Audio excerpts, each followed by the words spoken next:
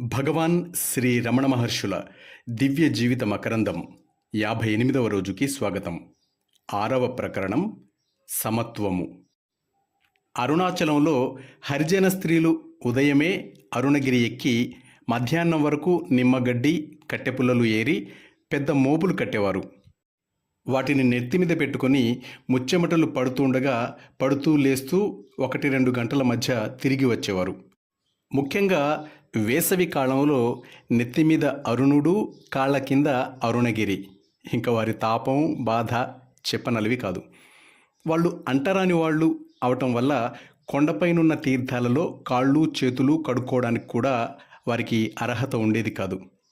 కరుణామయుడైన భగవాన్ వారి బాధను గమనించి వారి కోసం పెద్ద కడవ పుచ్చుకొని తీర్థం దగ్గర ఎదురు చూస్తూ ఉండేవారు. భగవాన్ని చూడగానే ఆ స్త్రీలు గబగబా వచ్చేవారు.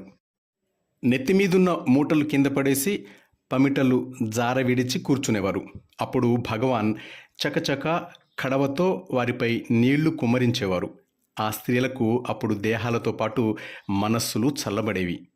ఆ సంగతి భగవాన్ భక్తులకు చెప్తూ ఈ విధంగా అనేవారు: ఆ స్త్రీలను తీర్థాలలో స్నానం చేయమని చెప్పి చూశాను.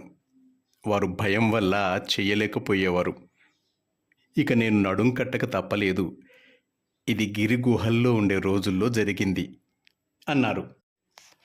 ఆ హరిజన స్త్రీలకు అంటరానితనమే ఓ గొప్ప వరమైంది.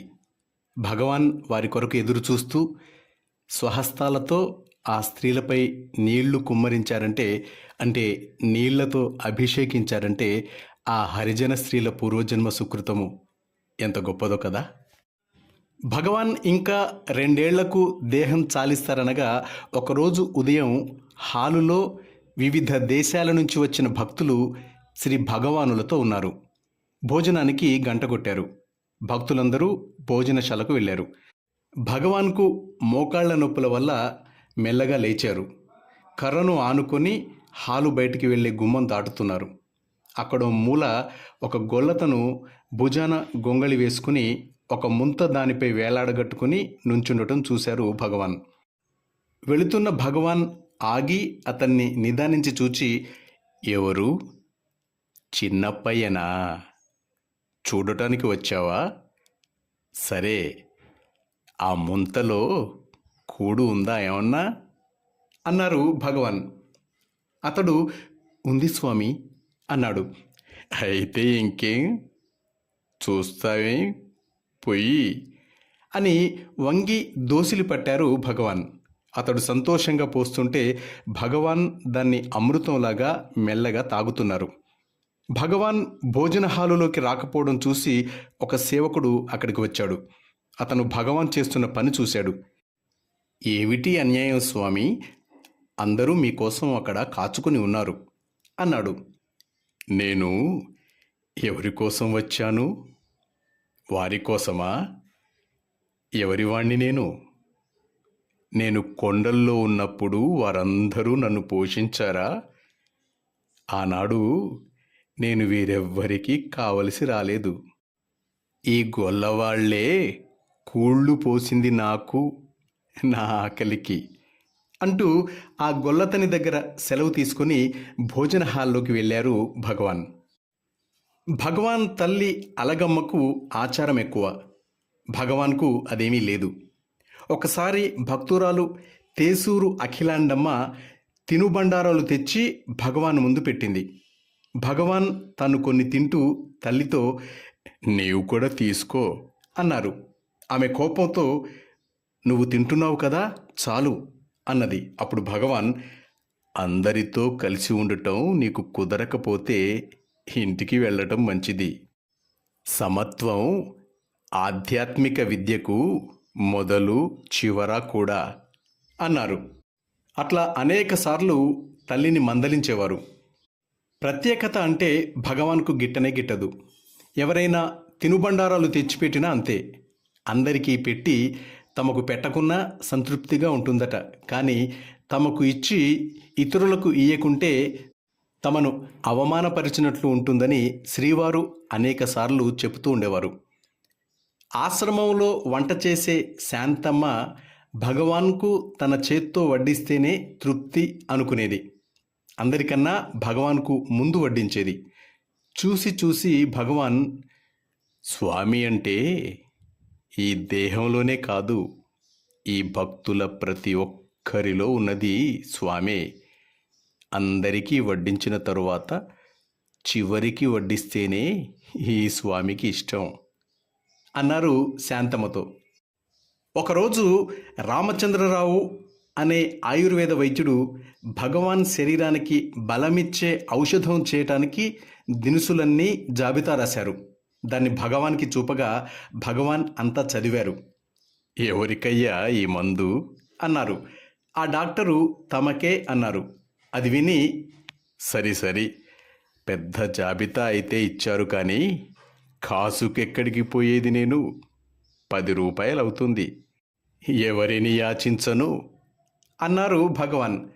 అప్పుడు ఒక భక్తుడు, ఇదంతా ఎవరిది స్వామి అన్నాడు. ఓహో, సరి నాకేముంది, పైసా కావాలంటే పోయి సర్వాధికారిని అడగవలసిందే. ఎవరడుగుతారిప్పుడు? గంట కొట్టగానే వెళితే పట్టెడన్నం పెడతారు. అందరితో పాటు తిని వస్తాను. ఆలస్యమైతే పెట్టం పొమ్మంటారేమోనన్న భయంతో. ఆ వడ్డనలోనూ లాస్టులో ఫస్టే నేను అన్నారు భగవాన్. అంటే చివరలో మొదలు నేనుంటాను అన్నారు. పాపం అప్పుడు ఆ వైద్యుడు కంపిత హస్తాలు జోడించి, ఊరికే జాబితా చూపించాను కానీ దినుసులు నేను తెస్తాను స్వామి అన్నాడు. సరేనయ్యా, తెస్తారు. ఇది నాకు మంచిదైతే వీరందరికీ మంచిది కాదా? నాతో పాటు అందరికీ ఇవ్వగలరా అన్నారు భగవాన్. అక్కడున్న వారందరూ, మా అందరికీ ఎందుకు స్వామి, వద్దు అన్నారు. దానికి భగవాన్, తిరిగి పనిచేసే వాళ్లకు బలమిచ్చే మందులు వద్దు, కానీ తిని కూర్చుండే నాకు మాత్రం కావాలా? చాలు పోండి అన్నారు. భగవాన్ భోజనానికి కూర్చునే ముందు ఆశ్రమంలో ఉంటున్న జంతువులకి ఆహారం పెట్టారో లేదో చూసేవారు. పిల్లులు, కుక్కలు, పిట్టలు మొదలైన వాని భోజనం అయిందో లేదో స్వయంగా చూసేవారు. తర్వాత పశువులకి ఇడ్లీలతో సహా పెట్టవలసిందే. జనం ఎక్కువై ఆశ్రమంలో వండిన ఇడ్లీలు మిగలకపోతే భగవాన్కు జడిసి ఊళ్ళోకి మనిషిని పంపి ఇడ్లీలు కొని తెప్పించేవారు. మృగాలకు అయిన తర్వాత బిచ్చగాళ్లకు భోజనం పెట్టాలి.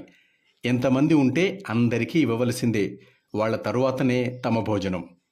ముష్టివాళ్ళు కదా అని వాళ్ళకి ముక్కల పులుసు కాచేది వంట చేసే శాంతమ్మ. ఆ పలుచట్టి పులుసు బీదవాళ్లకు పోయటం భగవాన్ చూస్తే, సాంబారు నాకెందుకు, ఆ పప్పు సాంబారు వాళ్ళకి పోసి వాళ్ళకి వండిన నీళ్ల పులుసు నాకు పోయి అని పట్టుపట్టేవారు భగవాన్. భగవాన్తో పడలేక చారుకట్టు తీయగా మిగిలిన పప్పు వాళ్ళ పులుసులో వేసి కాచేది శాంతమ్మ. భక్తులు తేనమ్మాళ్ మొదలైన వారు ఒక రోజున శనగపిండి విసిరి దాన్ని వంకాయతో కలిపి కూర చేయాలనుకున్నారు. ఈ విషయం ఎలా గ్రహించారో భగవాన్, శనగపిండి కలిపి ఉంచామని దాన్ని వంకాయ ముక్కలకి పట్టించి కూర చేయమని అన్నారు. పక్కన తేనమ్మాళ్ వంటింట్లో ఒక మూల పప్పును మంగళంలో వేయిస్తోంది. అది చూసి భగవాన్ ఎందుకని అడిగారు. అప్పుడు ఆమె తమతో వంటింట్లో పనిచేసే ఒక ఆమె బయట ఉందని, అది ఆమెకు పలహారం చేయడానికని చెప్పింది. అదేమిటి, బయట ఉంటే మైల? ఏం మైల? ఎందుకు మైల? అట్లా భేదం చూపకండి. మామూలుగా అందరిలాగే అన్నము వంకాయ కూర పెట్టు అన్నారు భగవాన్. వారు చెప్పినట్టే పెట్టారు. చిన్నస్వామికి ఆ అన్నం పెట్టడం సంగతి తెలిసింది.